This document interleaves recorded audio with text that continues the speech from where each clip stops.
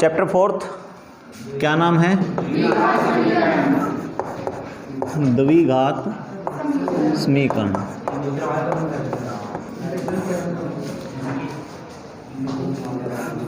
ये नाम पहले भी आ चुका है, बहुपद में आया था हमारे पास। इसकी घात क्या हो? 2, x square plus 5x plus 7, या फिर एक्स की जगह पे और कुछ ले सकते हैं, वाई स्क्वायर प्लस 7, या फिर Z square plus 8 plus 7z। ये सारे के सारे क्या हैं? द्विघात हैं। ठीक है, ये क्या है? समीकरण है या बहुपद है? बहुपद है। क्या है? समीकरण कब बनेगा? जब क्या है? इक्वल का साइन आ जाए। इक्वल साइन आने के बाद में सामने चाहे 0 दे रखा हो, 5, 7 कुछ भी लिख रखा हो, सामने 0 मिल जाए या फिर सामने और कोई भी रकम आपको मिल सकती है। ठीक है, थोड़ा सा इसको सोल्व करेंगे। यानी कि ये भी क्या है? अचर है, ये भी अचर है, तो ये घट सकता है। तो एक्स स्क्वायर प्लस कितना? 5x प्लस कितना? 7 माइनस 5 इज इक्वल टू कितना? 0। तो एक्स स्क्वायर प्लस कितना? 5x प्लस कितना? 2 इज इक्वल टू कितना? 0। ठीक है, तो जब इसको आगे पीछे गुणा भाग जोड़ घटा जो भी हो सकता है आपस में वो कर लोगे, उसके बाद में जो आपका मानक रूप बचेगा द्विघात का, वो कैसा बचता है? ए एक्स स्क्वायर प्लस कितना? बी एक्स प्लस में कितना? सी इज इक्वल टू कितना? 0। ठीक है, तो ये आपका क्या कहलाएगा? द्विघात समीकरण कहलाएगा। तो पहली एक्सरसाइज में सिर्फ आपको क्या दे रखा है? कुछ बहुपद दे रखे हैं आमने सामने, बराबर का निशान बीच में दे रखा है। उनको क्या करना है? सोल्व करना है और आखिर में चेक करना है कि वो द्विघात बनता है या नहीं बनता। जैसे इसमें क्या होता? 7 प्लस में कितना होता? जेड स्क्वायर होता। तो क्या ये द्विघात समीकरण है? क्यों नहीं है? हाँ, इधर लेके आएंगे ना, तो जेड स्क्वायर से जेड स्क्वायर क्या हो जाएगा? कैंसिल हो जाएगा। तो यानी कि जेड स्क्वायर से जेड स्क्वायर तो कैंसिल ही हो जाएगा। आपके पास बचेगा क्या? 7z प्लस कितना? 8 माइनस कितना? 7 इज इक्वल टू कितना? 0। तो क्या बचेगा? 7z प्लस कितना? 1 इज इक्वल टू कितना? 0। तो ये द्विघात तो नहीं है ना, ये क्या है? रैखिक समीकरण है। कैसा समीकरण है? तो आपको एक्सरसाइज 4.1 में यही चेक करना है कि जो दिया गया बहुपद है या समीकरण जो आपको दे रखा है, उसको हल करने के बाद में आपके पास द्विघात समीकरण बचेगा या नहीं बचेगा। ठीक है, देखो फर्स्ट का फर्स्ट पार्ट क्या है?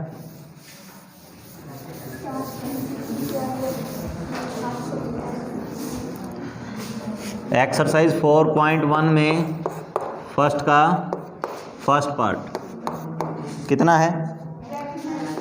x प्लस 1 का होल स्क्वायर, x प्लस 1 का इज इक्वल टू कितना है? 2 मल्टीप्लाई में कितना है? x minus 3। ठीक है, तो इसको सोल्व करेंगे। कितना आएगा? a प्लस बी का होल स्क्वायर क्या होगा? a स्क्वायर, a का स्क्वायर एक ही आएगा, प्लस में कितना आएगा? 2ab, तो 2x इज इक्वल टू कितना? गुणा करवा दो इसकी, 2x माइनस में कितना? 6। सभी को इधर लेके आएंगे, तो एक्स स्क्वायर प्लस में कितना है? 2x, ये इधर आएगा माइनस का 2x, ये क्या है? प्लस का 1, ये क्या है? प्लस का 6, माइनस का 6 था, इधर आके क्या हो जाएगा? प्लस का 6। ठीक है, एक्स स्क्वायर वाले इकट्ठे करेंगे, एक्स वाले इकट्ठे करेंगे, और जो अचर पद होगा वो अलग इकट्ठा करेंगे। तो यहाँ पर एक्स स्क्वायर तो किसी के साथ कैंसिल होता नहीं, तो एक्स स्क्वायर रहेगा, प्लस का 2x है, माइनस का 2x है, कैंसिल हो गया। 6 और 1 कितना? 7, बराबर में कितना? 0। क्या ये द्विघात समीकरण है? द्विघात समीकरण कैसे पता लगेगा कि पावर सबसे बड़ी चर की घात क्या होनी चाहिए? 2 होनी चाहिए। ठीक है, यहाँ पर इसको अगर किस रूप में लिखना है, हमें पता है कि द्विघात समीकरण हमारा किस रूप में होता है? ax square plus bx plus c is equal to कितना? 0। तो यहाँ पर कौन सा पद नहीं है? x वाला नहीं, c वाला तो है। c तो क्या है? अचर पद है, लेकिन कौन सा नहीं है? x वाला नहीं है। तो एक्स स्क्वायर प्लस में क्या लिखा जा सकता है? 0x। क्या लिखा जा सकता है? 0x प्लस में कितना? 7 इज इक्वल टू कितना? 0। तो इसकी इससे तुलना करने पर a का मान, b का मान और c का मान बताना है आपको। तो a यहाँ पर कितना है? 1, b कितना है? 0 और c कितना है? 7। ठीक है। सेकंड पार्ट देखो इसका। नहीं, एक बार तो सिर्फ आपको यही बताना है कि द्विघात समीकरण है या नहीं, सिर्फ इतना ही।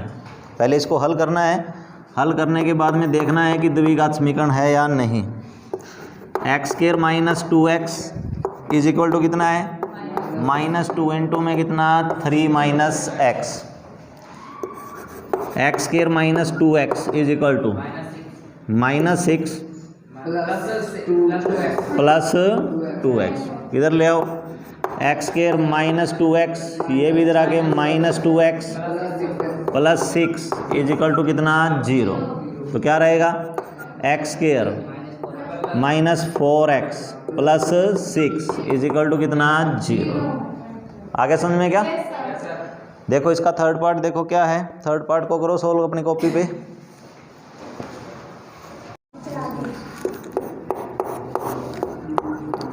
फर्स्ट का थर्ड पार्ट कितना है, x माइनस 2 मल्टीप्लाई में कितना है x plus 1 is equal to x minus 1 और मल्टीप्लाई में x प्लस 3। ठीक है, तो इसकी गुणा करनी है तो गुणा पहले ना एक पद से गुणा होगी। ठीक है, तो x की गुणा करेंगे पूरी ब्रैकेट के साथ में, तो x गुणा में x, x स्क्वायर, x गुणा में एक x आएगा, होगी। उसके बाद -2 की मल्टीप्लाई करेंगे तो कितना -2x प्लस माइनस 2 गुणा में 1 2, सामने कितना x से पहले मल्टीप्लाई करेंगे तो कितना x स्क्वायर प्लस 3x, फिर -1 से करेंगे तो कितना -x और प्लस माइनस माइनस 3 एकम 3। कितना है यहाँ पर x स्क्वायर, ये प्लस का x है, माइनस का 2x है, minus x -2 is equal to कितना है एक्स स्क्वायर, ये प्लस का 2x है, ये माइनस का x है, प्लस का 2x माइनस में कितना है 3। इधर लेके आएंगे तो एक्स स्क्वायर से एक्स स्क्वायर तो कैंसिल हो जाएगा, कितना -x, इधर लेके आओगे तो कितना -2x, कितना है -2 प्लस 3 इज इक्वल टू कितना 0, कितना हुआ -3x plus 1 is equal to कितना हुआ 0। क्या द्विघात समीकरण है? बस यही कहना है कि द्विघात समीकरण नहीं है। फोर्थ पार्ट में देखो क्या है,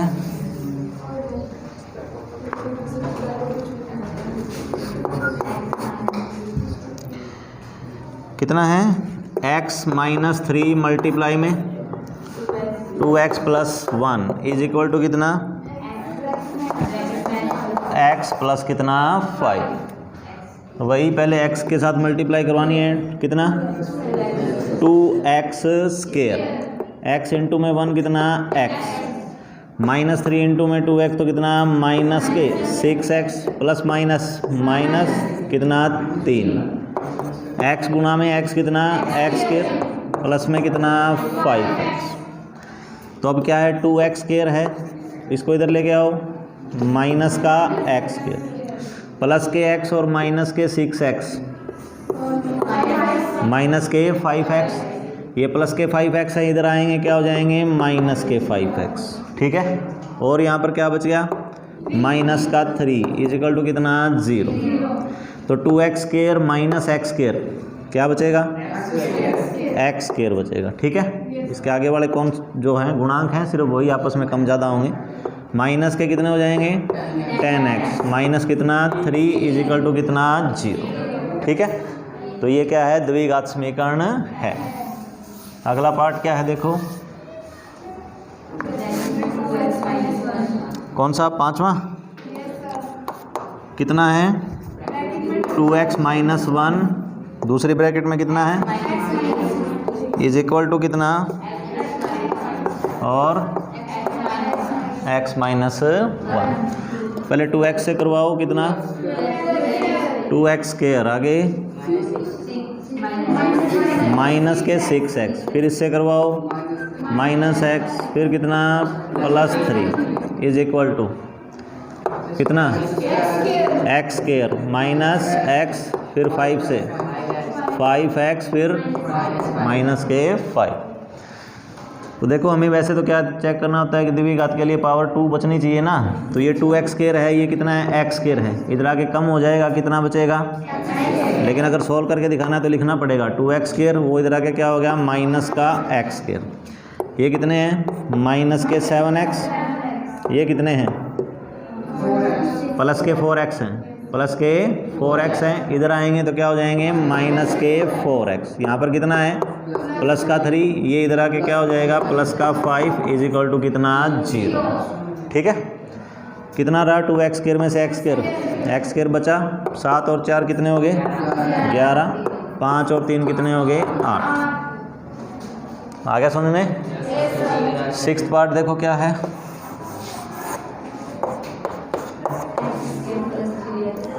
x square plus 3x plus 1 is equal to कितना x माइनस 2 का होल स्क्वायर। तो इसको तो कुछ करना नहीं है, तो x square plus 3x plus 1 आएगा, ये तो is equal to a minus b का whole square plus 4 minus 4x। ठीक है, तो x स्क्वायर से x स्क्वायर कैंसिल हो जाएगा, ये 3x है, वो इधर आके क्या हो जाएंगे प्लस के 4x कितने हो जाएंगे 7x, ये प्लस का 1 है, ये इधर आके माइनस का 4 तो कितना माइनस 3 इज इक्वल टू कितना 0। तो दिया गया जो आपको समीकरण है वो द्विघात समीकरण नहीं है। ठीक है, 7वां पार्ट देखो क्या है, यही कर देते हैं, x प्लस 2 का क्यूब है। ठीक है, इज इक्वल टू कितना 2x मल्टीप्लाई में कितना x स्क्वायर माइनस 1। तो a प्लस बी का क्यूब क्या होता है, हाँ बोलो, क्यूब करना है, a का क्यूब प्लस b का क्यूब प्लस 3ab ब्रैकेट में कितना a प्लस कितना b। ठीक है, इनके अंदर मल्टीप्लाई करते हैं, फिर 3a square B plus 3ab square बनता है, इज इक्वल टू कितना, इनकी मल्टीप्लाई करी दो अंदर, 2x मल्टीप्लाई में x स्क्वायर 2x क्यूब है ना, पावर 1 है पावर 2 है, ऐड हो जाएगी, और कितना माइनस 2x, यहाँ पर कितना x क्यूब ही रहेगा, 2 का क्यूब 8, 6 नहीं होगा। ठीक है, 3 गुना में 2 कितना 6x को x से करेंगे कितना 6x स्क्वायर, और 3 गुना 6x को 2 से करेंगे तो कितना 12x, बराबर में कितना 2x क्यूब माइनस में कितना 2x, ये प्लस का x क्यूब है, ये प्लस का 2x क्यूब इधर आके क्या होगा माइनस का, तो x क्यूब माइनस में कितना 2x क्यूब, क्या बचेगा माइनस का x क्यूब बचेगा ना, बाकी जो भी बचे, लेकिन ये तो बचेगा, ये बचेगा तो ये द्विघात समीकरण तो फिर नहीं बनेगा। ठीक है, जो भी बचता है वो सोल्व करके लिख लेना, फिर कर लोगे ये। अगला पार्ट देखो क्या है, कितना है x cube minus 4x square minus x plus 1 is equal to कितना है x माइनस 2 का क्यूब। तो x cube minus 4x square minus x plus 1 is equal to a minus b का होल क्यूब, x का cube plus होगा या minus होगा, सभी माइनस होते हैं इसमें। ठीक है, a cube minus b cube minus 3ab bracket में a माइनस बी, तो a cube minus b cube कितना 8 माइनस में कितना 3 गुना में 2 कितना 6x ब्रैकेट में कितना x माइनस में कितना 2, x क्यूब से x क्यूब तो कैंसिल हो गया, कितना है minus 4x square minus x plus 1 is equal to कितना है माइनस 8, अंदर मल्टीप्लाई करवा दो, माइनस के 6x स्क्वायर अंदर मल्टीप्लाई कर दो कितना प्लस के 12x, इधर ले आओ तो माइनस के 4x स्क्वायर हैं, ये इधर आके क्या हो रहे हैं प्लस के 6x स्क्वायर, कितना बच रहा है प्लस के 2x स्क्वायर, ये कितना है माइनस का x है, ये भी इधर आके क्या हो रहे हैं माइनस के 12x, कितने हो गए माइनस के 13x। ठीक है, उसके बाद में ये प्लस का 1 है, ये माइनस का 8 है, इधर आके प्लस का हो रहा है तो प्लस का कितना 9 इज इक्वल टू कितना 0। तो ये भी द्विघात समीकरण है। ठीक है, अब क्या करना है दूसरे सवाल में, जो काम आपने थर्ड चैप्टर में किया था कि दी गई स्थितियां थी उनके अकॉर्डिंग आपने रैखिक समीकरण बनाए थे ना, वैसा ही समीकरण यहाँ पर आपको बनाना है। लेकिन वो समीकरण बनेगा कैसा देखते हैं, तो रैखिक बनेगा या फिर द्विघात बनेगा। क्या है दूसरे का, पहला एक आयताकार भूखंड का क्षेत्रफल कितना है 528 मीटर स्क्वायर। किसका क्षेत्रफल है, आयत का। किसका क्षेत्रफल है, तो आयत का क्षेत्रफल कैसे निकाला जाता है, आयत का क्षेत्रफल का फार्मूला क्या होता है, हाँ बोलो, अरे आयत देखी नहीं कभी, पाई कहाँ से आ जाएगी आयत के अंदर, ये आयत होती है।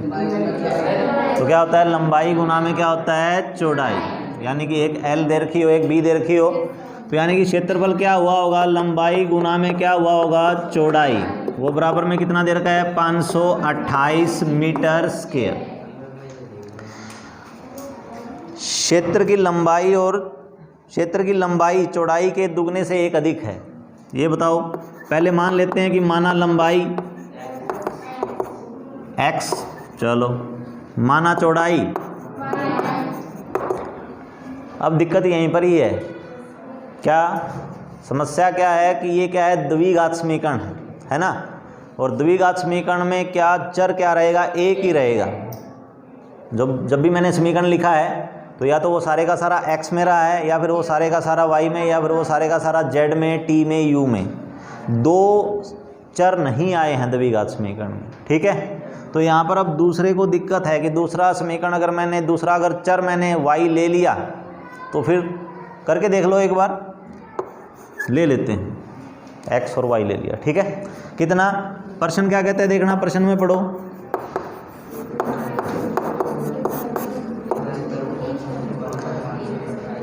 लंबाई चौड़ाई के दुगने से एक अधिक। इसका समीकरण बनाना कैसे बनेगा बताना, लंबाई कौन है x, चौड़ाई क्या है y के दुगने से, तो इसका दुगना से कितना एक अधिक, यानी कि इसके अंदर एक और जोड़ा जाए तब जाके ये क्या होगा x के क्या होगा बराबर होगा। आगे समझ में क्या, ये सवाल में लिखा है उसने क्या कि लंबाई क्या है चौड़ाई के दुगने से एक अधिक है, तो ये जोड़ेंगे तब जाके क्या बनेगी लंबाई बनेगी। ठीक, दूसरा क्या दे रखा है, क्षेत्रफल दे रखा है, तो क्षेत्रफल में पता है क्या होता है, लंबाई गुना में क्या होता है चौड़ाई, तो लंबाई हमारी कितनी है x गुना में चौड़ाई कितनी है y, बराबर में क्या होगा 528। ये आपके पास दो समीकरण हैं। ठीक है, देखो ये तो क्या है रैखिक है, x की पावर 1 है गुना में क्या है y प्लस माइनस में है, तो x की पावर 1 है y की पावर 1 है, अलग अलग हैं दोनों। लेकिन यहाँ पर क्या है x के गुना में क्या है y है, तो ये ना तो रैखिक है, क्योंकि रैखिक भी तब बनता है जब x अलग होना चाहिए y क्या होना चाहिए अलग, दोनों अगर मल्टीप्लाई में है तो फिर वो रैखिक नहीं है। ठीक है, द्विघात भी नहीं है क्योंकि पावर 2 दिखाई नहीं दे रही किसी एक चर की। तो इन दोनों की सहायता से एक ही समीकरण बनाना है। एक ही समीकरण बनाने के लिए यहाँ पर आपको विधि यूज करनी पड़ेगी प्रतिस्थापन। कौन सी यूज करनी पड़ेगी, प्रतिस्थापन के लिए क्या किया जाता है, किसी एक का मान किसी दूसरे के रूप में, यही किया जाता है। तो यहाँ पर देखो मैंने x का मान निकाल रखा है, कितना है 2y प्लस 1, ये मान कहाँ रखना है समीकरण 2 में रखना है। रख दें, किसकी जगह पे रखें, x की जगह पे रख देते हैं, कितना 2y प्लस 1 के गुणा में कौन है y, बराबर में कितना है 528। y को अंदर गुणा करो, 2y गुणा में y 3y हो जाएगा, 2y गुणा में y करेंगे तो कितना हो जाएगा 2y स्क्वायर, y के गुणा में 1 करेंगे तो कितना आएगा y Ekam y is equal to कितना 528। इसको इधर लेके आएंगे सभी को, तो क्या बना 2y square plus Y minus के 528 इज इक्वल टू कितना 0।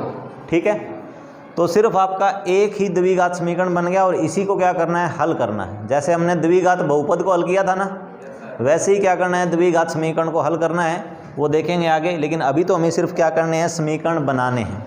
ठीक है, तो द्विघात समीकरण हमने इसका बना दिया। आगे समझ में क्या ये।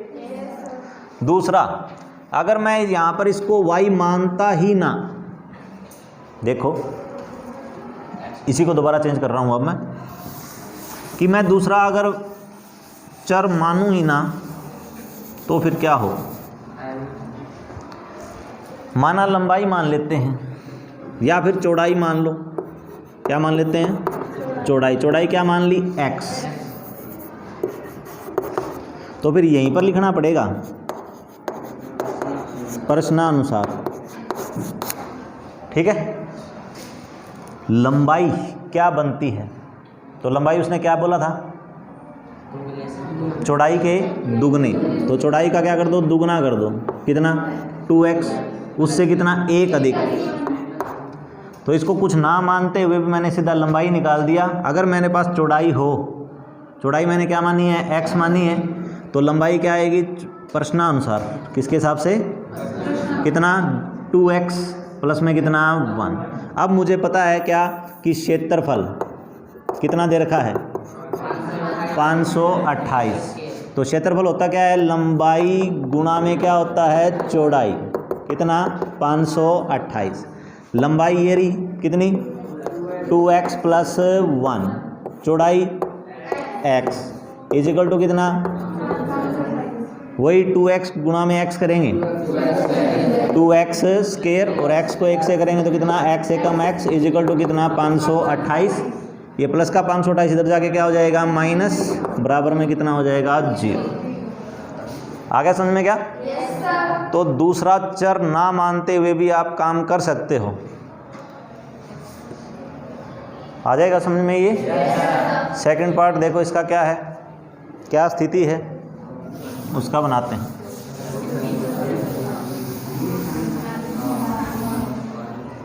कितना है, क्या लिखा है,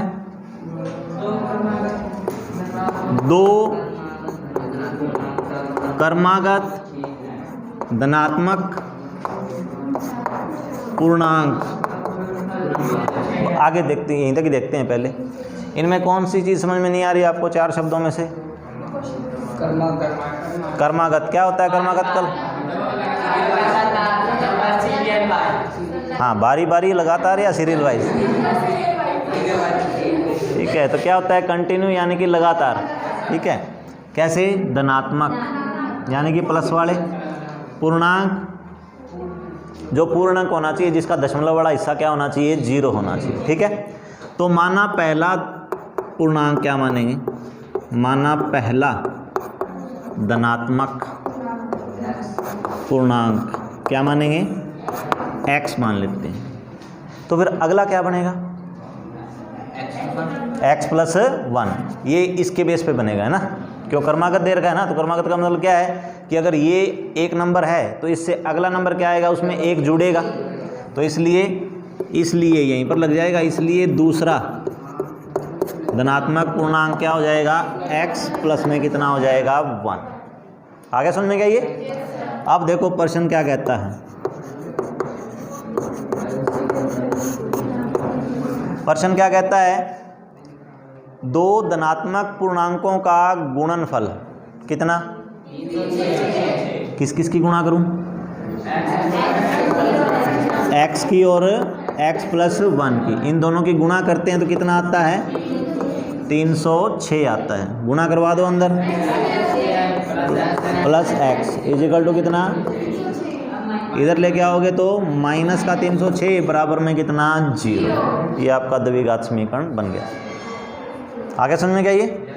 तो यहाँ पर देखो कितने थे, 2 थे, है ना, लेकिन अलग अलग नहीं माने गए। x नहीं माना गया, y नहीं माना गया, एक मान लिया, दूसरे को उसके रूप में ही निकाल दिया। ठीक है, वो किसके बेस पे, इसके बेस पे काम किया है, कर्मागत था। तो पहला अगर x है तो अगला क्या होगा, x प्लस 1 होगा। थर्ड पार्ट देखो क्या है,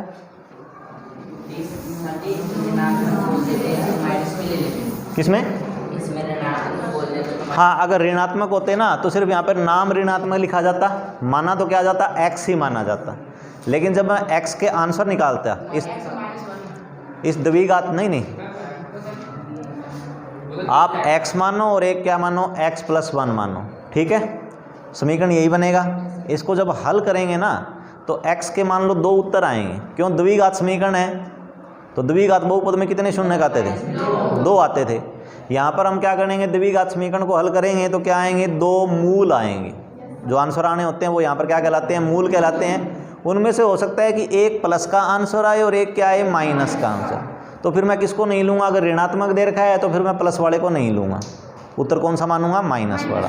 और यहाँ पर मेरे को क्या दे रखा था, धनात्मक दे रखा था, तो फिर मैं यहाँ पर अगर 2 आंसर आते हुए एक प्लस का और एक माइनस का आता हुआ होगा तो फिर मैं माइनस वाले को नहीं मानूंगा, किसको मानूंगा, प्लस वाले को, ठीक है। वो आंसर के ऊपर डिपेंड करेगा कि हम किसको लेंगे। तीसरा सवाल देखो, क्या सवाल ये रैखिक समीकरण में आए थे? तीसरा पार्ट जो है क्या रैखिक समीकरण में आया था? तो अब उसका क्या बनाना है, द्विघात। लेकिन उसमें क्या परिस्थितियाँ थी और यहाँ पर क्या परिस्थितियाँ अलग अलग हैं। देखो क्या है, रोहन की माँ उससे 26 वर्ष बड़ी है, तो किसकी आयु मानी जाए? पहले एक की तो माननी पड़ेगी, रोहन की माने या रोहन की माँ की माने? तो रोहन की मान लेते हैं। तो माना रोहन की वर्तमान आयु, रोहन की वर्तमान आयु कितनी, x वर्ष, ठीक है। अब किसके अकॉर्डिंग,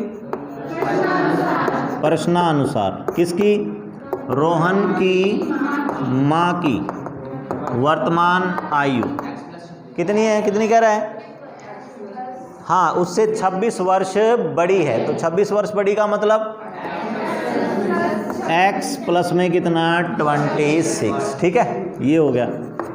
चलो पहली लाइन के अकॉर्डिंग तो ये आ गया। उसके बाद में क्या कहता है, उनकी आयु का गुणनफल अब से 3 वर्ष पश्चात। तो पहले 3 वर्ष आगे चले ना, तो पहले दोनों की आगे लेके जानी पड़ेगी। कितने वर्ष, 3 वर्ष पश्चात रोहन की कितनी हो जाएगी, x+3, और रोहन की माता की कितनी हो जाएगी, बोलो कितनी, बोलो बोलो बोलो कितनी, x+26 तो पहले से था, और प्लस में 3 और आ जाएगा तो कितना हो जाएगा, x प्लस कितना हो जाएगा, 29, ठीक है। अब क्या, पर्सन के अकॉर्डिंग क्या हो जाएगा, 3 वर्ष बाद उन दोनों की आयु का गुणनफल, किस किस की आयु का गुणनफल, कौन कौन सी, किनको गुणा करवाऊँ आपस में, x+3 को गुणा करवाया जाए x+29 से, कितनी आनी चाहिए, 360। आगे समझ में क्या, ये मल्टीप्लाई करवा दो, प्लस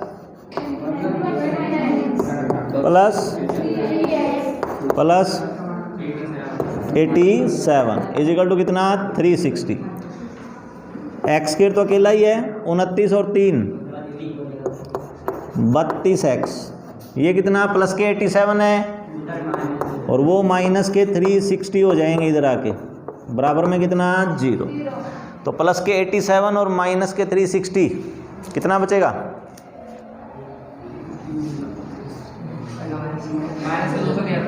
माइनस के, क्यों 60 है, 60 तो यहाँ से गायब हो गए, ठीक है। उसके बाद में कितने और घटाने हैं, 30 और घटा लो, मान लो 30 और घटाओगे तो कितना हो जाएगा, 270, लेकिन घटाने कितने थे, 3 कम, तो 273, किस चीज़ के, माइनस के 273, बराबर में कितना 0। आ गया समझ में क्या ये। तो पहली एक्सरसाइज में ये जो सवाल आएंगे ना, ये आपका या तो 2 नंबर में, 1 नंबर में तो नहीं आएगा, 2 नंबर में ही आएगा। कि सिर्फ क्या करना है, द्विघात समीकरण बनाना है, आपको बनाना है, तो फिर वो बस 4 लाइनें लिखनी होती है, इतने में द्विघात समीकरण आपका बन जाता है। लास्ट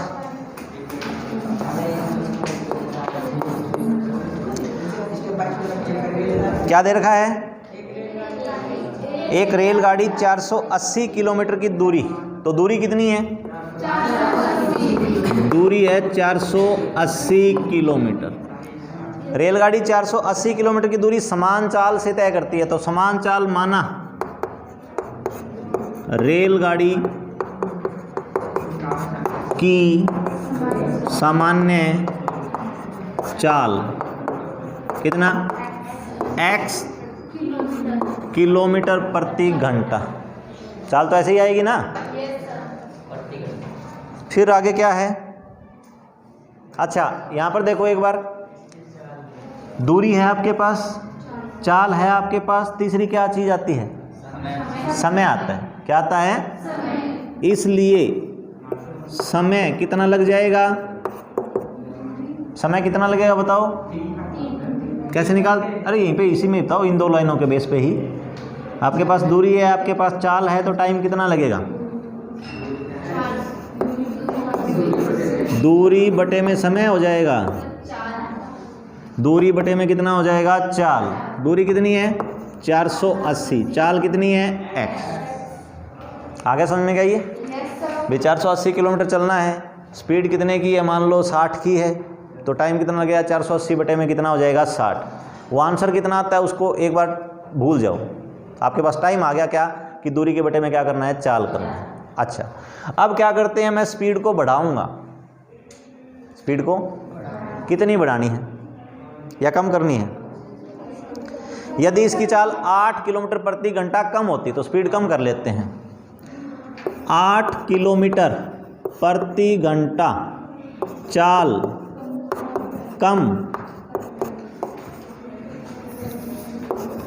कम करने पर लगा समय, अब टाइम कितना लगेगा? अगर मैं 8 किलोमीटर प्रति घंटा चाल कम कर देता हूं, चाल कम करने पर पहले तो मेरे को नई चाल बताओ, नई चाल क्या आ जाएगी? नई चाल आपकी क्या आ जाएगी? x माइनस 8 किलोमीटर प्रति घंटा। नई चाल तो यही आएगी ना। दूरी तो वही है, दूरी तो कितनी है? 480 ही है। तो अब समय कितना लगेगा? कितना? 480 बटे में कितना? x माइनस कितना? 8। तो आपके पास समय दो जगह पे आया है। एक तो यह है कि 480 बटे में कितना? x। दूसरा समय क्या है? 480 बटे में कितना? x minus 8। इनमें से ज़्यादा समय कौन सा है? ये है या ये है? सोच लो, आराम से सोच लो, सोच लो बेटा, सोच लो। स्पीड कम करने के बाद में टाइम ज़्यादा लगता है या कम लगता है? स्पीड कम करने के बाद में टाइम ज़्यादा लगता है या कम लगता है? कौन सा लगता है? ज़्यादा लगता है। तो यहाँ पर स्पीड कम की है या ज़्यादा की है? कम की है। तो टाइम यहाँ पर ज़्यादा लग रहा है या यहाँ पर ज़्यादा लग रहा है? तो फिर पहले ऊपर वाला क्यों बोल रहा था? कौन सा प्लस में आ रहा था? कौन सी संख्या बड़ी है? मैंने आपको समय पूछा कि समय किस में ज़्यादा लगेगा। ये इसके लिखने के बेस पे नहीं, सिर्फ खुद का दिमाग लगाना है कि अगर स्पीड कम कर दी जाए तो टाइम ज़्यादा लगता है या कम लगता है। यहाँ पर क्या लिखा है वो सारे का सारा गलत मान लो इसे। सिर्फ खुद का दिमाग लगाना है कि अगर चाल कम कर दी जाए तो टाइम ज़्यादा लगेगा या कम लगेगा। ज़्यादा यहाँ लगेगा ना। देखो कितना ज़्यादा लगता है, सवाल में देखो लिखा हुआ है। हाँ, यदि इसकी चाल 8 किलोमीटर प्रति घंटा कम होती तो वह उसी दूरी को तय करने में 3 घंटे अधिक समय लेती। कौन कौन से समय का अंतर 3 घंटे है? ये 3 घंटे ज़्यादा किस कौन से समय से लगे हैं? पहले कितना टाइम लगा था? पहले कितना टाइम लगा था यहाँ पर? 480 बटे में कितना? x। ये टाइम लगा था पहले। और अब टाइम क्या लग रहा है? ये कितना? 480 बटे में कितना? x minus 8। इस टाइम का और इस टाइम का अंतर कितना है? 3 घंटे। ये खुद ही कह रहा है, वो सवाल में यही कह रहा है ना। तो इसमें से ये टाइम घटाऊं या इसमें से ये टाइम घटाऊं? गलत बोल रहे हो। दूसरा पहले वाला टाइम कम है या ये वाला टाइम कम है?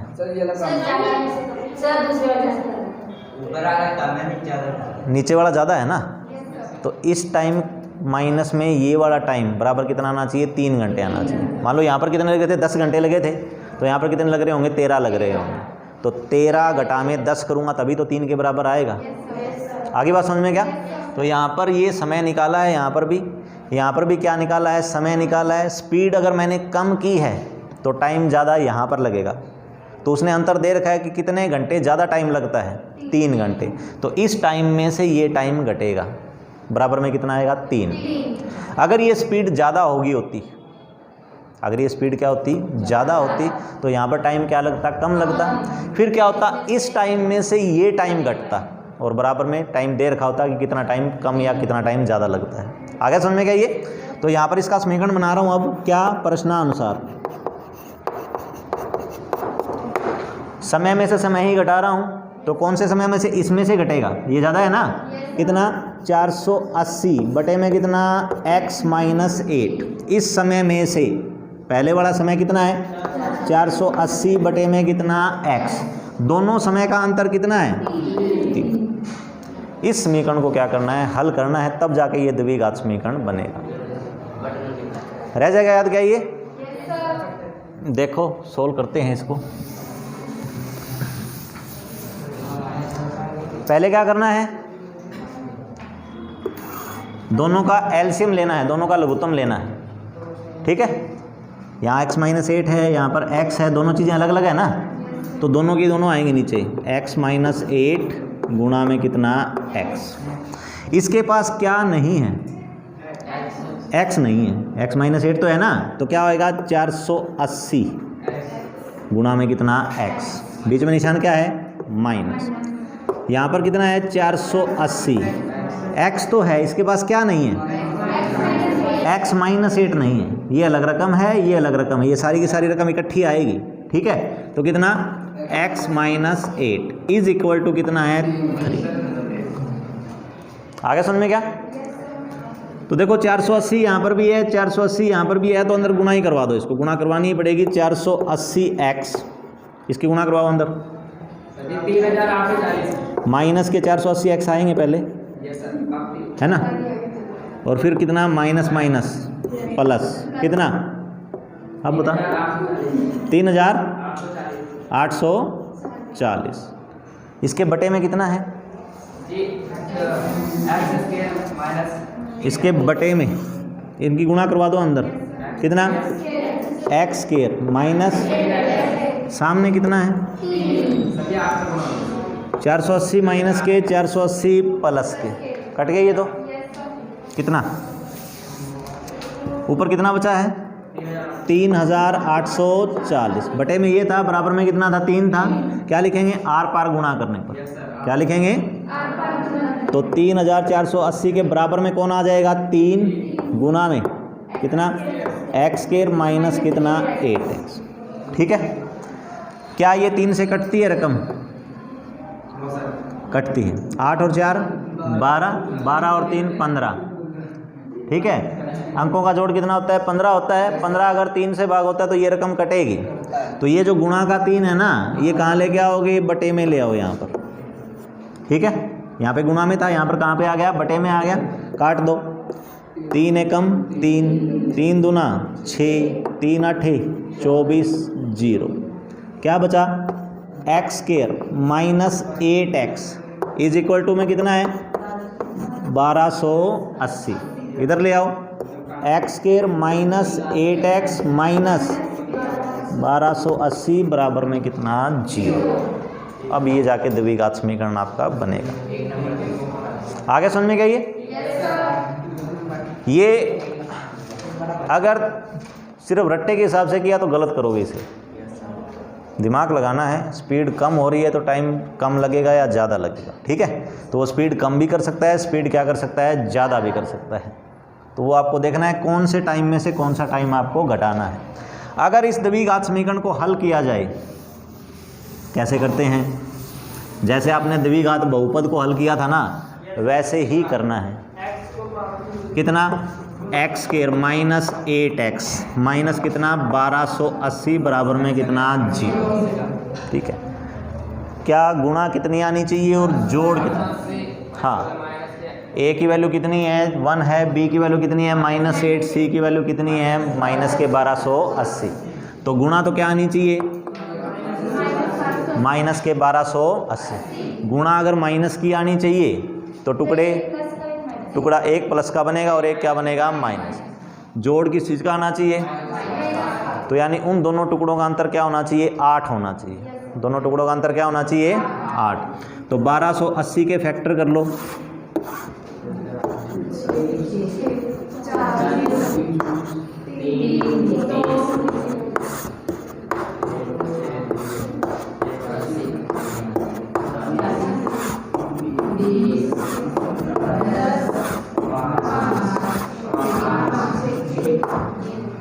ठीक है, तो अंतर कितना 8 है। तो ये सारे एक साइड में होंगे नहीं, एक अलग होगा नहीं, तो एक को तो छोड़ दिया जा सकता है यहाँ पर। क्यों? वो किसी न किसी साथ मल्टीप्लाई होना है, अलग से तो बनेगा नहीं वो। इनमें देखो किन को इकट्ठा किया जाए और उन दोनों का डिफरेंस इतने सारे हैं, देख लेते हैं। 2 दूना 4, 4 दूना 8, 8 दूना 16, 16 दूना 32। अगर यहाँ तक छोड़ लें एक बार, ये कितने हो गए 32 हो गए। इधर देखते हैं 2 दूना 4, 4 दूना 8, 8 5 पहली बार में ही बना दिया है ना। एक कितना हो गया 32 हो गया, एक कितना हो गया 40। क्यों? डिफरेंस कितना लेके आना है 8 लेके आना है। तो 8 लेके आना है तो दोनों को नज़दीक तो पहुँचाना पड़ेगा ना। ऐसा तो है नहीं कि इन सभी की गुणा करवा दूँ आखिर में 5 रख दूँ, तो उनका तो अंतर 8 आएगा नहीं। तो कितना बना माइनस के 8 चाहिए।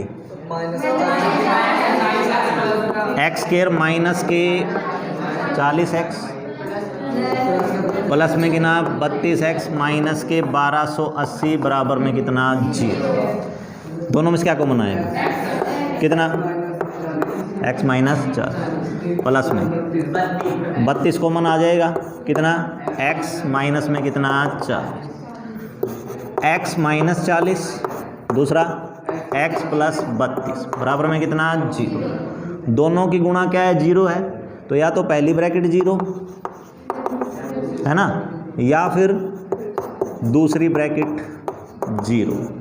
यहाँ से तो x कितना आया 40, यहाँ से x कितना आया, यहाँ पे नीचे क्या लिखना है, यह संभव क्यों नहीं है। हाँ माइनस है तो क्या दिक्कत होगी,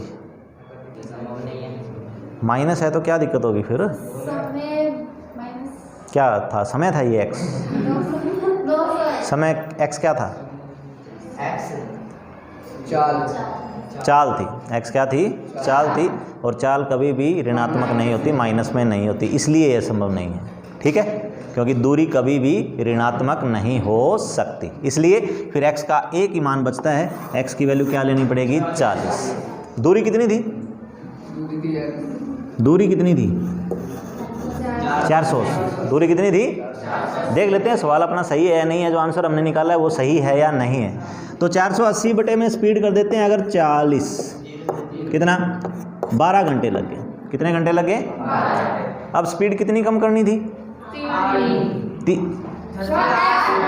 स्पीड कितनी कम करनी थी 8 कम करनी थी। स्पीड कितनी कम करनी थी, तो 40 में से 8 घटाओगे नई स्पीड क्या बनेगी 32। नई स्पीड क्या बनेगी, ऊपर दूरी तो कितनी है 480 है, इसको काट के देखते हैं। तो पहले कितने से 8 से काट लेते हैं, 8 चौके 8 5 40, 8 छिके 48, 4 एकम 4, 15 चौके 60।